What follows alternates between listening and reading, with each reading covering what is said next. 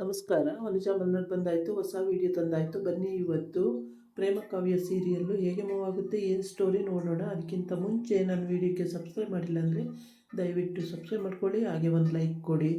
ದಾಮಿನಿ ಕಲ್ಯಾಣಿಗೆ ಮಾತ್ರೆ ಕೊಡಬೇಕು, ಅದಕ್ಕೆ ಸ್ಲೋ ಪಾಯ್ಸನ್ ಮಾತ್ರೆ ಕೊಡೋಕ್ಕೋಸ್ಕರ ಅವಳು ಅಕ್ಕ ತಗೊಳ್ಳಿ ಮಾತ್ರೆ ನುಂಗಿ, ಎಷ್ಟೊತ್ತಾಯಿತು, ತುಂಬ ಟೈಮೇ ಆಗೋಯಿತು, ತೊಗೊಳ್ಳಿ ಅಕ್ಕ ನುಂಗಿ ಅಂತ ಕೊಡೋಕ್ಕೆ ಬರ್ತಾಳೆ. ಅದಕ್ಕೆ ಕಲ್ಯಾಣಿ ಕಣ್ಣು ಮುಚ್ಕೊಂಡು ಮಲಗಿರ್ತಾಳೆ. ಆಮೇಲೆ ಮಾತ್ರೆ ಬೇಡ ಅಂತ ಹೇಳಿಲ್ಲ, ಇನ್ನೂ ಬೆಳಿಗ್ಗೆ ಒಂದು ಸಲ ಹೇಳಿರ್ತಾಳೆ. ಮತ್ತು ಅವಳು ಏನೋ ರೆಸ್ಟ್ ಮಾಡೋಣ ಅಂತ ಹೋಗಿ ಮಲಗಿದ್ರೆ ಪುನಃ ಅದೇ ಕೆಲಸ ಮಾಡ್ತಾಳೆ ಅವಳು ದಾಮಿನಿ. ಈ ಕಡೆ ಪ್ರೇಮ ವಿಡಿಯೋ ಕಾಲ್ ಮಾಡಿ ಪಂಚಮಿ ಹೇಳ್ತಾಳೆ, ಅಕ್ಕ ಮಾತ್ರೆ ತಗೊಳ್ಳಿಲ್ಲ ಅಮ್ಮ, ಬೇಡ ಅಂತ ಇವಳಿಗೆ ಅವಳು ಮುಖ ಭಾಷೆ ಅರ್ಥ ಆಗುತ್ತೆ. ಅದಕ್ಕೆ ಹೌದಾ ಕಲ್ಯಾಣಿ ಅತ್ತೆ ತಗೊಳ್ಳಿಲ್ವಾ, ಒಳ್ಳೇದಾಯಿತು ಅಂತ ಹೇಳ್ಬಿಟ್ಟು ಖುಷಿ ಪಡ್ತಾಳೆ. ಪಂಚಮಿನೂ ಕೂಡ ಹೌದು ತಗೊಳ್ಳಿಲ್ಲ, ನಾನು ತಗೊಳ್ಳಲ್ಲ, ನನ್ನ ಮಗ ಹೇಳಿದ್ದಾನೆ ನಾನು ತಗೊಳ್ಳಲ್ಲ ಅಂತೇಳಿ ಕೈ ಸೊನ್ನೆ ಮಾಡಿ ತೋರಿಸ್ತಾಳೆ.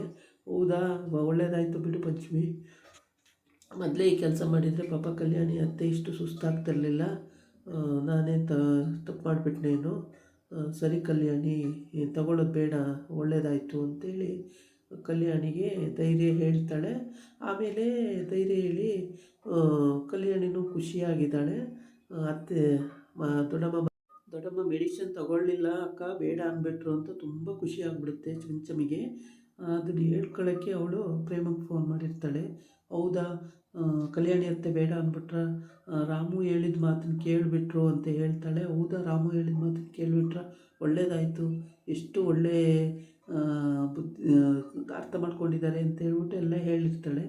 ಇವರು 3 ಜನ ನಿಂತ್ಕೊಂಡು ಇಲ್ಲಿ ಥಿಂಕಿಂಗ್ ಮಾಡ್ತಿರ್ತಾರೆ, ಏನು ಮಾಡೋದು ಇವಳು ಮಾತನ್ನು ತೊಗೊಳ್ಳಲ್ಲ ಅಂತಾಳೆ, ಬೇರೆ ಏನಾದ್ರು ಉಪಯೋಗಿಸ್ಬೇಕಲ್ಲ ತಲೆನ ಅಂತೇಳಿ ಮತ್ತೇನೇನೋ ಕ್ರಿಮಿನಲ್ ಐಡಿಯಾ ಉಪಯೋಗಿಸ್ತಾ ಇರ್ತಾಳೆ.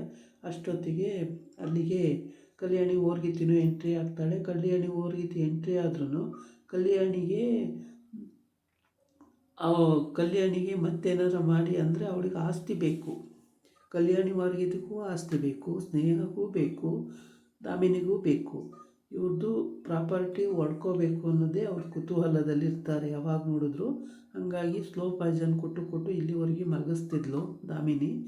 ಇವಾಗ ರಾಮ ಬಂದು ಹೇಳಿದ ಮೇಲೆ ಕಲ್ಯಾಣಿ ಸ್ವಲ್ಪ ಅವನ್ನ ಬೈದು ಕಳಿಸಿದ್ರು ಅದು ಥಿಂಕಿಂಗ್ ಮಾಡಿ, ಇವಾಗ ನೀವು ಆರಾಮಾಗಿದ್ದೀರ ದೊಡ್ಡಮ್ಮ, ಯಾವ ಮೆಡಿಷನು ತೊಗೊಳ್ಬೇಡಿ ನೀವು, ನನಗೆ ಬೇಡ ಅಂತ ಹೇಳಿ ಅಂತ ಅವನು ಹೇಳೋದ್ನು. ಆವಾಗಿಂದ ಅವಳು ಸ್ಟ್ರೆಂತ್ ಆಗಿದ್ದಾಳೆ, ಸ್ಟ್ರಾಂಗಾಗಿ ನಿಂತಿದ್ದಾಳೆ.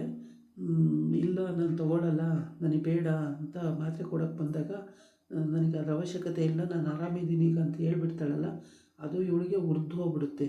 ಹೌದಾ ಬೇಡ ಅಂತ ಹೇಳ್ತಾರಲ್ಲ, ತಗೋಬೇಕು ತಾನೆ ಔಷಧಿ ಮಾತ್ರೆ ಎಲ್ಲ, ಏನಾದ್ರು ಬೇರೆ ಐಡಿಯಾ ಮಾಡಬೇಕು. ಕಲ್ಯಾಣಿಗೆ ಇಷ್ಟು ಧೈರ್ಯ ಬರೋಕ್ಕೆ ಕಾರಣ ರಾಮುನ ನಾವೆಲ್ಲಿ ಕೂಡಲೇಬಾರ್ದಾಗಿತ್ತು, ಅವನು ಬಂದು ಇದೆಲ್ಲ ಹಾಳು ಮಾಡಿ ಹೋಗಿದ್ದಾನೆ. ರಾಮು ಡಾಕ್ಟ್ರ್ ಅಲ್ವಾ, ಅವ್ನು ಹೇಳ್ದಂಗೆ ಕಲ್ಯಾಣಿ ಕೇಳ್ತಾಳೆ. ನನ್ನ ಮಗ ಹೇಳೋಗಿದ್ದಾನೆ ನಾನು ತಗೊಳ್ಳಲ್ಲ ಅಂತ ಸ್ಟ್ರಿಕ್ಟಾಗಿ ಹೇಳ್ತಿದ್ದಾಳೆ.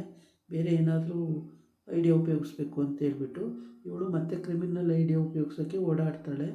ಡಾಕ್ಟ್ರನ್ನೇ ಇಲ್ಲಿ ಕರೆಸ್ಬಿಟ್ರೆ, ವಿಷದ ಇಂಜೆಕ್ಷನ್ನೇ ಕೊಡಿಸ್ಬಿಟ್ರೆ, ಅವಳು ಒಂದೇ ಸಲ ಮೇಲೆ ಕಳಿಸ್ಬಿಟ್ರೆ, ಹೀಗೆಲ್ಲ ಯೋಚನೆಗಳು ಮಾಡ್ತಾರೆ 3 ಜನ ಸೇರಿಕೊಂಡು.